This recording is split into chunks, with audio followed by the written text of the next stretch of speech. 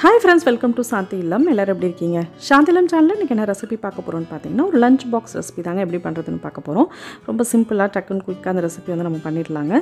பசங்களுக்கு லஞ்ச் பாக்ஸ்க்கு இந்த variety rice வச்சு கொடுத்திங்கன்னா கண்டிப்பாக டிஃபன் பாக்ஸ் காலியாக தான் வரும். டேஸ்ட் வந்து நல்லா அல்டிமேட்டாக இருக்குங்க. நல்லா கலர்ஃபுல்லாக நல்லா எம்மியாக அந்த ரெசிபி இருக்கும் போது நல்லா ஒரு மசாலாஸ்லாம் நம்ம வறுத்து வந்து செய்ய போகிறோம். வாங்க எப்படி பண்ணுறது வீடியோக்குள்ளே போய் பார்க்கலாம். பச்சை பட்டாணி ஒரு 200 கிராம் அளவுக்கு எடுத்துகிட்டு நைட்டே நல்லா, நம்ம காஞ்ச பட்டாணி தான் பச்சை பட்டாணி, ஸோ நைட்டு நல்லா ஊற வச்சுட்டு காலையில் நம்ம குக்கரில் வந்து சேர்த்துக்கலாங்க. இதில் வந்து உருளைக்கிழங்கு தேவைப்பட்டால் 2 உருளைக்கிழங்கு வந்து நான் வந்து ஆட் பண்ணியிருக்கேன். நீங்கள் தேவைப்பட்டால் ஆட் பண்ணிக்கோங்க.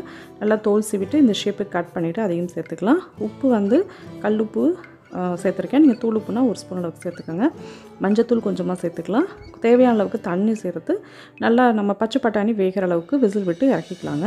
நான் வந்து ஒரு 2 விசில் விட்டு இதை வந்து இறக்கியிருக்கேன். உருளைக்கிழங்கும் நல்லா வந்து வெந்துடும். ஸோ அது தனியாக நம்ம வேக வச்சு எடுத்துக்கலாம். இப்போது ட்ரை பேனில் பட்டை வந்து 4 துண்டு, கிராம்பு 4 துண்டு, ஏலக்காய் 2, சோம்பு வந்து 1 ஸ்பூன், மிளகு வந்து ஒரு 1/4 ஸ்பூன், முழு மல்லி வந்து 2 ஸ்பூன். இதெல்லாமே வந்து ஒரு மீடியம் சைஸ் ஸ்பூனில் தான் நான் வந்து எடுத்திருக்கேன். ரொம்ப பெரிய ஸ்பூனில் அளவுகள் தேவையில்லை.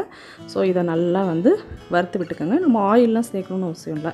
நல்லா ட்ரை பேன்லேயே சேர்த்து நல்லா சடச்சடான்னு பொரிஞ்ச அளவுக்கு நல்லா வறுத்து விட்டுக்கலாங்க. இந்த மசாலா தான் வந்து நல்லா நமக்கு வந்து டேஸ்ட் கொடுக்கும். ஸோ அதனால் நல்லா வறுத்துட்டு இப்போ நம்ம வந்து இஞ்சி பூண்டு எல்லாமே இதிலே சேர்த்து அரைச்சிக்க போகிறோம். ஸோ இஞ்சி வந்து ஒரு 50 கிராம் அளவுக்கு எடுத்துக்கோங்க. பூண்டு வந்து ஒரு 10 பூண்டு பற்கள் சேர்த்துக்கலாங்க.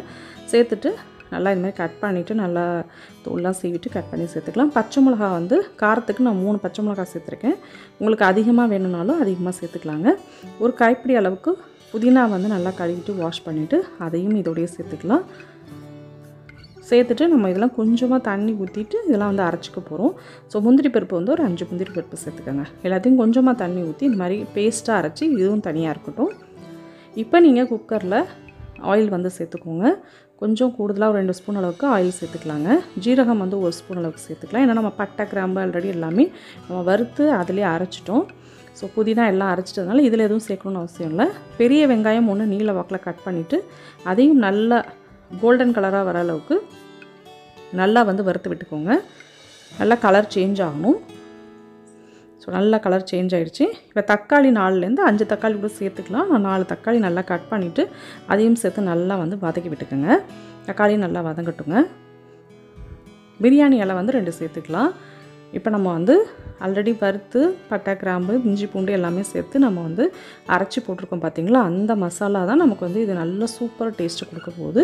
ஜஸ்ட்டு நீங்கள் வேறு எந்த காய்கறிகள் விருப்பப்பட்டாலும் சேர்த்துக்கலாம். பட் வெறுமனே சிம்பிளாக பண்ணோன்னா நீங்கள் பச்சை பட்டாணி மட்டும் வச்சு பண்ணுறதுக்கு ரொம்ப நல்லாயிருக்குங்க. இப்போ நெய் வந்து தேவைப்பட்டுச்சுன்னா 2 ஸ்பூன் அளவுக்கு நெய் வந்து சேர்த்துக்கலாம்.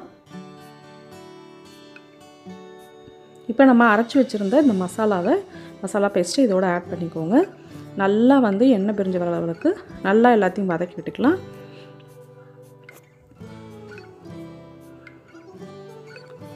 நல்லா கலர்ஃபுல்லாக இருக்குங்க. இந்த சாதம் வந்து நல்லா கலர்ஃபுல்லாகவும் இருக்கும். டேஸ்ட்டும் வந்து நல்ல சூப்பராக இருக்கும். பசங்க கண்டிப்பாக விரும்பி சாப்பிடுவாங்க. ஒரு ஸ்பூன் அளவுக்கு அதில் தயிர் சேர்த்துக்கலாம், கட்டி தயிர். உப்பு வந்து இந்த மசாலாவுக்கு தேவையான அளவுக்கு உப்பு சேர்த்துக்கலாங்க. அப்புறம் தனி மிளகாத்தூள் தேவைப்பட்டுச்சுன்னா நம்ம வந்து ஆட் பண்ணிக்கலாம். ஏன்னா 3 பச்சை மிளகாய் ஆட் பண்ணியிருக்கோம். ஸோ அரை ஸ்பூன் மட்டும்தான் அதில் வந்து தனி மிளகாத்தூள் சேர்த்துருக்கேன். ஸோ எல்லாத்தையும் நல்லா வந்து வதக்கி விட்டுக்கோங்க. நல்லா வதக்கி எண்ணெய் பிரிஞ்சு வந்ததுக்கப்புறமா நம்ம வந்து அரிசியோ அல்லது தண்ணியை சேர்த்துக்கலாம். 1 கப்புக்கு 2 கப் அளவுக்கு நம்ம வந்து 1 கப் ரைஸ்க்கு 2 கப் அளவுக்கு தண்ணி வந்து நம்ம ஆட் பண்ணுவோம். ஸோ இப்போ வந்து பச்சை பட்டாணியும் வேக வச்ச பச்சை பட்டாணியும் உருளைக்கிழங்கையும் இல்லையே வந்து சேர்த்துக்கலாம். ஜஸ்ட் ஒரு 5 மினிட்ஸ் வதக்கிட்டு தண்ணி வந்து நான் 1.5 கப் ரைஸ்க்கு 3 கப் தண்ணி வந்து எடுத்துருக்கேங்க. தண்ணி வந்து ஆட் பண்ணிக்கலாம். அரிசி வந்து ஜீரக சம்பா ரைஸ் தான் எடுத்திருக்கேன். நீங்கள் எந்த ரைஸ்னாலும் நம்ம வந்து எடுத்து யூஸ் பண்ணிக்கலாம். பாஸ்மதி ரைஸ் அல்லது நார்மலாக நம்ம வீட்டில் எப்போதும் சமைக்கிற நார்மல் ரைஸ் கூட சேர்த்து அதுக்கு தகுந்த மாதிரி நீங்கள் தண்ணி வச்சு எந்த அரிசிக்கு எப்படி தண்ணி வைப்பீங்களோ அது மாதிரி நம்ம வந்து வச்சுக்கலாம். நான் வந்து 1.5 கப் ரைஸ்க்கு 3 கப் அளவுக்கு தண்ணி சேர்த்துருக்கேன். ஸோ எல்லாத்தையும் நல்லா மிக்ஸ் பண்ணியாச்சு. இப்போ லைட்டாக கொத்தமல்லி தலைகள் இதில் சேர்த்துக்கலாங்க. இப்போ நம்ம ரைஸ் போட்டதுக்கு தேவையான அளவுக்கு உப்பெல்லாம் செக் பண்ணிவிட்டு உப்பு தேவை அப்படின்னு சொன்னால் நம்ம ஆல்ரெடி உப்பு போட்டிருக்கோம். தேவைன்னா அதில் கொஞ்சம் உப்பு வந்து ஆட் பண்ணிக்கலாம். இப்போ நல்லா கொதிச்சிருச்சு. லைட்டாக வந்து ஒரு ஹாஃப் லெமன் வந்து நான் அதில் மேலேயே புழிஞ்சு விட்டுருக்கேங்க. அதுவும் நல்லா உங்களுக்கு டேஸ்ட்டு நல்லாயிருக்கும். லஞ்சுக்கு நம்ம கொடுத்து விடும்போது கெட்டு போகாமலும் இருக்கும். ஸோ லெமனையும் புழிஞ்சாச்சு. நல்லா ஒரு கொதிச்சதுக்கு பிறகு நான் வந்து குக்கரில் மூடி போட்டுட்டு நம்ம வந்து அடுப்பை வந்து சிம்மில் வச்சுருவேன் நான் எப்போதும் ஜென்ரலாக. ஒரு 10 மினிட்ஸ் கழித்து நம்ம வந்து ஓப்பன் பண்ணிக்கலாம், அல்லது ஒரு 20 மினிட்ஸ் கழித்து நம்ம ஓப்பன் பண்ணிக்கலாங்க. ஓப்பன் பண்ணிட்டோன்னா சூப்பரான எம்மியான கலர்ஃபுல்லான பட்டாணி மசாலா சாதம் வந்து நமக்கு தயாராகிடுச்சுங்க. ரொம்ப ரொம்ப ரொம்ப ரொம்ப கலர்ஃபுல்லாகவும் ரொம்ப டேஸ்ட்டாகவும் இருக்கும். கண்டிப்பாக நீங்கள் வீட்டில் இந்த ரெசிபி செஞ்சு உங்கள் பசங்களுக்கு செஞ்சு ஸ்கூலுக்கு கொடுத்து விடுங்க. கண்டிப்பாக பசங்க விரும்பி சாப்பிடுவாங்க. இந்த ரைஸ் திருப்பி வேணும்னு கேட்பாங்க. நல்லா பாருங்கள், கொஞ்சம் சூடு ஆறின பிறகு நம்ம லைட்டாக சாதத்தை ஒன்றா மிக்ஸ் பண்ணிக்கலாம். உடனே மிக்ஸ் பண்ணோன்னா ஒரு மாதிரி குழஞ்ச மாதிரி ஆகிடும். ஸோ அதனால் லைட்டாக ஆறின பிறகு நான் வந்து லைட்டாக எல்லாத்தையும் கிளறி விட்டுருக்கேன். பாருங்கள், சூப்பராக வந்து நமக்கு ரைஸ் தயாராகிருக்கு.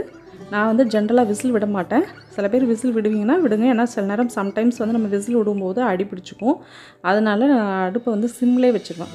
சிம்லேயே வச்சுட்டு நல்லா ஒரு கொதித்த பிறகு குக்கரை மூடி போட்டுட்டு நம்ம அடுப்பை அப்படியே சிம்லேயே வச்சுட்டோங்களே ரெடி ஆகிடுங்க. அப்புறம் ஒரு 20 மினிட்ஸ் கழிச்சு ஆஃப் பண்ணிக்கலாம். பாருங்கள், சூப்பராக நல்லா ஒரு பிரியாணி மாதிரி கலரில் பிரியாணி இருக்குது. நம்ம சிக்கன் பிரியாணி மட்டன் பிரியாணி சாப்பிடுவோம் பாருங்கள், அந்த கலரில் வந்து நல்லா சூப்பராக வந்து தயாராகிருக்கு. ஸோ சாதம் கொஞ்சம் நல்லா ஆறின பிறகு கூட நான் எடுத்து காமிச்சிருக்கேன். சூப்பராக இருக்குங்க ரெசிபி. நல்லா பசங்களுக்கு சூடாக ஹாட் பாக்ஸில் வச்சு கொடுத்துட்டிங்கன்னா சூப்பரான ரெசிபி. சைட் டிஷ்ஷாக நம்ம உருளைக்கிழங்கு எது வேணாலும் வச்சு கொடுக்குறதுக்கும் நம்ம ஜஸ்ட்டு சிம்பிளாக ஆனியன் ரைத்தா கூட வச்சு கொடுத்துக்கலாங்க. இந்த ரெசிபி கண்டிப்பாக வீட்டில் செஞ்சு பார்த்துட்டு எப்படின்னு சொல்லிட்டு எனக்கு கமெண்ட் பண்ணுங்கள். சாந்திலம் சேனலில் நிறைய டிஃப்ரெண்ட்டான வெரைட்டிஸான ரெசிபிஸ்லாம் நிறைய போட்டிருக்கோம். ஸ்நாக்ஸ் ரெசிபிஸ்லாம் போட்டிருக்கோம். ஸோ அதையும் மறக்காமல் பாருங்கள். இந்த வீடியோ பிடிச்சிருந்தால் லைக் பண்ணுங்கள், ஷேர் பண்ணுங்கள், கமெண்ட் பண்ணுங்கள். Please subscribe Santhilam channel. Next ஒரு நல்ல ரெசிபியோடு நான் மீட் பண்ணுறேன். தேங்க்ஸ் ஃபார் வாட்சிங். பாய்.